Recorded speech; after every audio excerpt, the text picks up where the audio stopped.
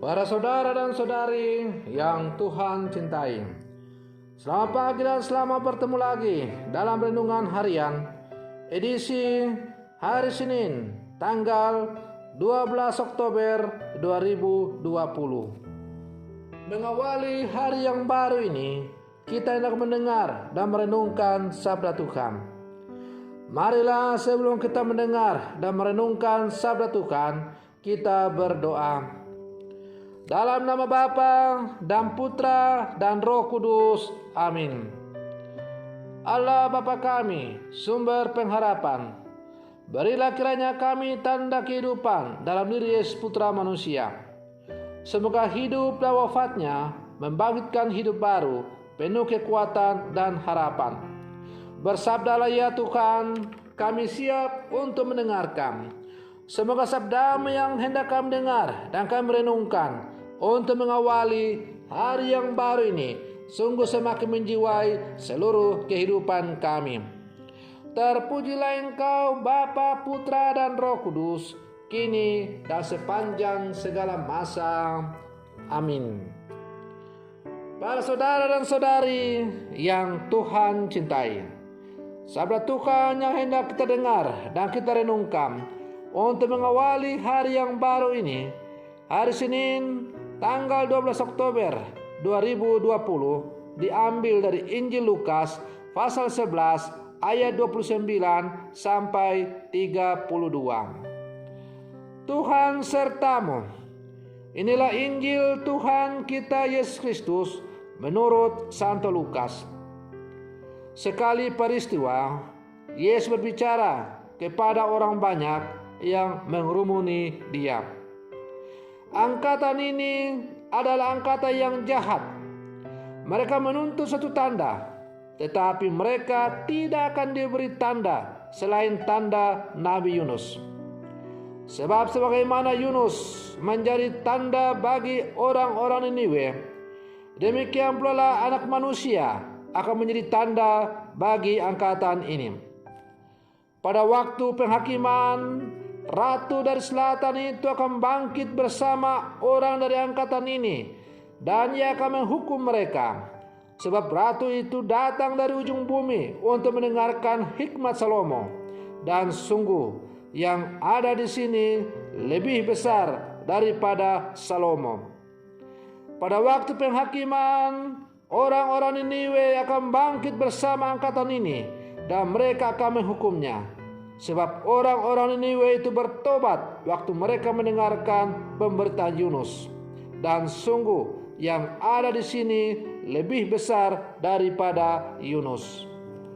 Demikianlah Injil Tuhan. Para saudara dan saudari yang Tuhan cintai, orang biasanya baru bisa percaya kalau ada bukti.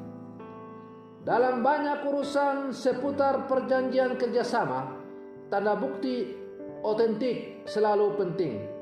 Salah satunya berupa tanda tangan di atas meterai. Hal ini mengikat satu sama lain untuk saling percaya dan taat pada kesepakatan yang sudah dibuat. Melanggar perjanjian yang sudah dimeterai tersebut akan dikenai sanksi, bahkan hukuman. Para saudara dan saudari yang Tuhan cintai, dalam hal iman pun seringkali kita juga membutuhkan alat bukti untuk bisa percaya. Orang-orang Niniwe baru percaya dan bertobat ketika melihat Yunus yang 3 hari berada di dalam perut ikan itu datang memberitakan peringatan kepada mereka untuk bertobat dan kembali kepada Allah. Demikian pula halnya dalam bacaan Injil pada hari ini. Yesus mengaku diri sebagai tanda keselamatan manusia. Sayangnya banyak orang di sekitarnya tidak mampu mengerti dan percaya kepada Dia sebagai tanda yang Allah berikan demi keselamatan umat manusia. Orang-orang di sekitar Yesus malah meminta tanda lain. Yesus tidak melayani permintaan mereka dan bahkan mengingatkan mereka bahwa mereka tidak akan mendapat tanda lain selain tanda Nabi Yunus yang mereka kenal dalam kitab para nabi. Para saudara dan saudari yang Tuhan cintai, Yesus mengecam orang-orang pada zamannya yang tidak percaya akan kemesiasannya, karena mereka menuntut adanya tanda bukti lahiriah. Mereka ini tidak diberikan tanda lain selain apa yang telah mereka tahu dan mereka kenal, ialah tanda Nabi Yunus. Sebenarnya kalau mereka sungguh belajar dan mengerti akan sabda Tuhan, maka mereka akan mampu dengan gampang mengenal siapakah Yesus itu. Tetapi kedegilan dan kekotoran hatilah yang menghalangi mereka untuk mampu melihat dan merasakan kehadirannya sebagai tanda yang hidup bagi umat manusia yang ada pada saat itu. Kedegilan dan kekotoran hati ini masih kita juga miliki hingga saat ini.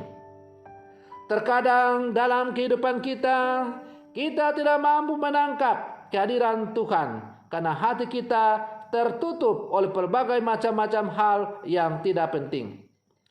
Kita perlu bertobat dan memohon belas kasihan Tuhan sehingga hati kita diubah menjadi sepertinya, yang sanggup menangkap tanda-tanda kehadirannya dan membangun hidup yang selaras dengan kehendaknya sendiri. Para saudara dan saudari yang Tuhan cintai, sebagai pengikut Yesus yang sudah dimeteraikan oleh pembaptisan, kita hendaknya taat dan setia pada perjanjian yang sudah kita buat untuk hidup sebagai anak-anak Allah yang setia dan penuh kasih kepada Tuhan dan sesama.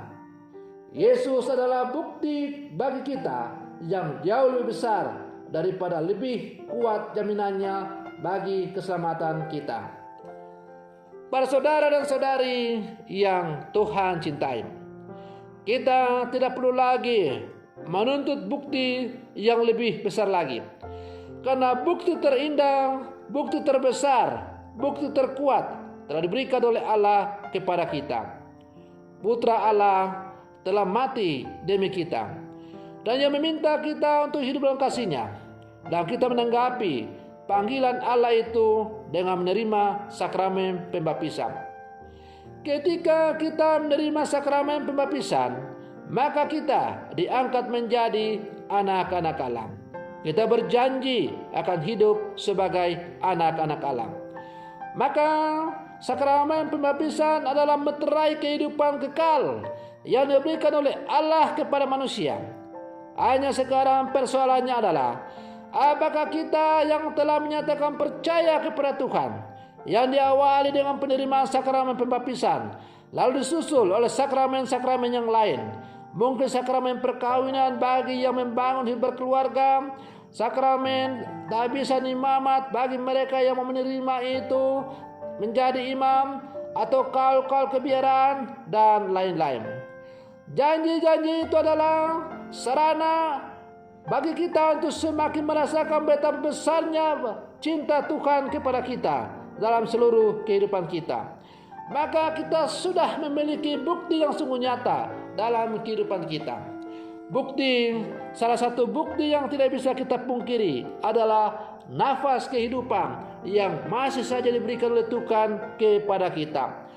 Cobalah bayangkan kalau Allah mengambil nafas kehidupan yang telah Ia berikan kepada kita. Apakah kita masih hidup? Apakah kita masih bergerak? Apakah kita masih bisa untuk melakukan sesuatu? Tidak akan mampu. Hanya karena belas kasih Tuhan semata-mata, maka kita mampu untuk masih menikmati hidup sampai sekarang. Maka kita tidak perlu lagi bukti-bukti lain untuk sungguh menyadari bahwa Allah itu sungguh ada dalam seluruh kehidupan kita. Para saudara dan saudari yang Tuhan cintai, mari terus kita perdalam iman kita kepada Tuhan supaya kita semakin menyadari bahwa hanya karena belas kasih Tuhan semata-mata maka kita masih boleh menikmati apa yang sekarang boleh kita nikmati. Salah satunya ialah nafas kehidupan yang masih Tuhan berikan kepada kita. Biarlah nafas kehidupan ini menjadi bukti bagi kita bahwa tanpa Allah kita tidak dapat berbuat apa-apa. Semoga permenungan saya itu untuk mengawali hari yang baru ini semakin menghantar kita untuk menjadi orang-orang beriman yang sejati, dan jangan selalu menuntut bukti dalam kehidupan kita seperti yang dilakukan oleh orang-orang yang tidak bertanggung jawab dalam bacaan Injil tadi. Semoga demikian. Selamat pagi, Tuhan Yesus memberkati.